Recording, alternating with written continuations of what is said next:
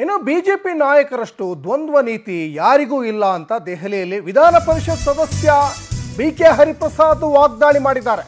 BJP ನಾಯಕರಷ್ಟು ದ್ವಂದ್ವ ನೀತಿ ಯಾರಿಗೂ ಇಲ್ಲ. ಇದು ದೆಹಲಿಯಲ್ಲಿ ವಿಧಾನ ಪರಿಷತ್ ಸದಸ್ಯ ಬಿಕೆ ಹರಿಪ್ರಸಾದ್ ವಾಗ್ದಾಳಿ ಮಾಡಿದ್ದಾರೆ. ರಾಷ್ಟ್ರೀಯ ಸ್ವಯಂ ಸೇವಕ ಸಂಘದವರು ಸಂವಿಧಾನವನ್ನು ಒಪ್ಪಲ್ಲ. ಬಿಜೆಪಿ ನಾಯಕರು ಆರ್ಎಸ್ಎಸ್ನವರು ಕೂಡ ಸಂವಿಧಾನವನ್ನು ಒಪ್ಪಲ್ಲ. ಸರ್ದಾರ್ ಪಟೇಲ್ ಅವರು ಆರ್ಎಸ್ಎಸ್ ನಿಷೇಧವನ್ನು ಮಾಡಿದ್ರು. ಅಫ್ಘಾನ್ನಲ್ಲಿ ತಾಲಿಬಾನ್ ನೇರವಾಗಿ ಅಧಿಕಾರವನ್ನು ಹಿಡಿದ್ರೆ ಆರ್ಎಸ್ಎಸ್ ಪರೋಕ್ಷವಾಗಿ ಅಧಿಕಾರ ನಿಯಂತ್ರಣ ಮಾಡ್ತಾ ಇದೆ. ಗೋಡ್ಸೆ ಮೊದಲ ಭಯೋತ್ಪಾದಕ ಅಂತ ಆರ್ಎಸ್ಎಸ್ ಘೋಷಣೆಯನ್ನು ಮಾಡಬೇಕು. ಬೇಕಿದ್ರೆ ಪಾಕ್ ಚೀನಾ ಗಡಿಯಲ್ಲಿ ಆರ್ಎಸ್ಎಸ್ ಪಥಸಂಚಲನ ಮಾಡಲಿ. ದೆಹಲಿಯಲ್ಲಿ ವಿಧಾನ ಪರಿಷತ್ ಸದಸ್ಯ ಬಿಕೆ ಹರಿಪ್ರಸಾದ್ ವಾಗ್ದಾಳಿಯನ್ನು ಮಾಡಿದ್ದಾರೆ.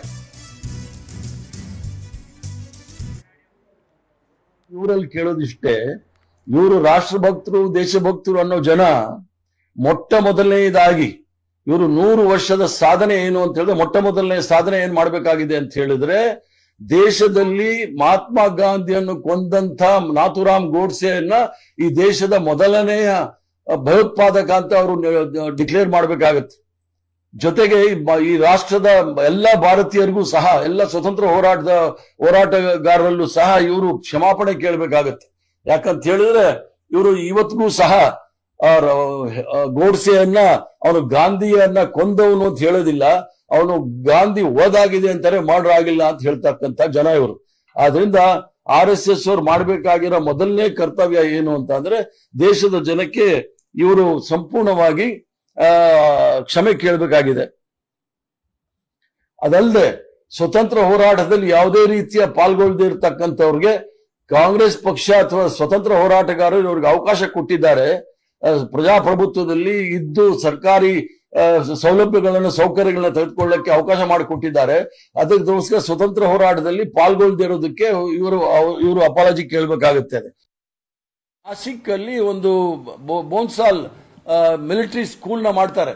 ಅಲ್ಲಿ ಟ್ರೈನಿಂಗ್ ತೆಗೆದುಕೊಂಡಿರ್ತಕ್ಕಂಥವ್ರು ಇವರು RSS ಅವರು ಮೊದಲು ಹಿಂದೂ ಮಹಾಸಭಾದ ಮಿಲಿಟರಿ ವಿಂಗ್ ಆಗಿತ್ತು, ಈಗ ಭಾರತೀಯ ಜನತಾ ಪಾರ್ಟಿಯ ಮಿಲಿಟರಿ ವಿಂಗ್ ಆಗಿದ್ದಾರೆ. ಆದ್ರಿಂದ ಇವರು ಈ ಪರ್ಮಿಷನ್ ತೆಗೆದು ಬಹಳ ಮುಖ್ಯ ಅಂತ ಹೇಳ್ತಕ್ಕಂಥದ್ದು ನಾನು ಹೇಳಲಿಕ್ಕೆ ಇಚ್ಛೆ ಬೀಳ್ತಾನೆ. ಅದಲ್ಲದೆ 1935ನೇ ಇಸ್ವಿನಲ್ಲಿ ಮುಂಜೆ ಅವರು ಸ್ಥಾಪನೆ ಮಾಡಿರ್ತಕ್ಕಂಥದ್ದು ಬೋನ್ಸಾಲ್ ಮಿಲಿಟರಿ ಸ್ಕೂಲ್ನ. ಆದ್ರಿಂದ ಇವರೇನಾದರೂ ಪಥಸಂಚಲನ ಮಾಡಬೇಕಾದ್ರೆ ಇವರು ಮಾಡಬೇಕಾಗಿರೋದು ಪಾಕಿಸ್ತಾನದ ಗಡಿಯಲ್ಲಿ, ಚೈನಾದ ಗಡಿಯಲ್ಲಿ.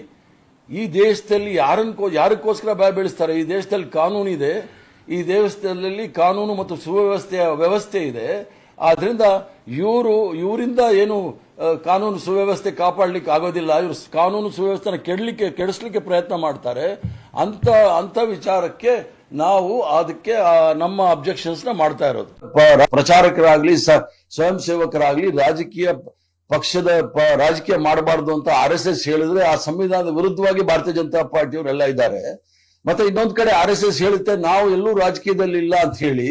ಆದ್ರೆ ಪ್ರಧಾನಮಂತ್ರಿ, ರಾಷ್ಟ್ರಪತಿಯಿಂದ ಹಿಡಿದು ಉಪರಾಷ್ಟ್ರಪತಿಯಿಂದ ಹಿಡಿದು ಪ್ರಧಾನಮಂತ್ರಿಯಿಂದ ಹಿಡಿದು ಚೀಫ್ ಮಿನಿಸ್ಟರ್ ಇಂದ ಹಿಡಿದು MP MLAಗಳೆಲ್ಲ ಸಂಘ ಪರಿವಾರದವರೇ ಆಗಿದ್ದಾರೆ ಅಂತ ಹೇಳ್ತಾರಲ್ಲ. ಅಂದ್ರೆ ಪರೋಕ್ಷವಾಗಿ RSS ಇವ್ರನ್ನೆಲ್ಲ ನಿಯಂತ್ರಣ ಮಾಡ್ತಾ ಇದೆ ಅಂತ ಹೇಳ್ತಕ್ಕಂಥದ್ದು ನೋಡಿದಾಗ, ತಾಲಿಬಾನ್ ಅವರು ನೇರವಾಗಿ ಯುದ್ಧ ಮಾಡಿ ಅವರು ಅಧಿಕಾರವನ್ನು ಹಿಡಿದಿದ್ದಾರೆ.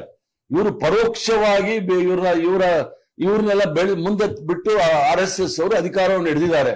ಅವ್ರಿಗೂ ಇವ್ರಿಗೂ ವ್ಯತ್ಯಾಸ ಇಷ್ಟೇ. ಅವರು ಪರೋಕ್ಷವಾಗಿ RSS ಅವರು ಬಂದ್ರೆ, ತಾಲಿಬಾನ್ ಅವರು ಪ್ರತ್ಯಕ್ಷವಾಗಿ ಅಲ್ಲಿ ಅಧಿಕಾರವನ್ನು ಹಿಡಿದಿದ್ದಾರೆ. ಪ್ರಚಾರಕರಾಗ್ಲಿ, ಸ್ವಯಂ ಸೇವಕರಾಗ್ಲಿ, ರಾಜಕೀಯ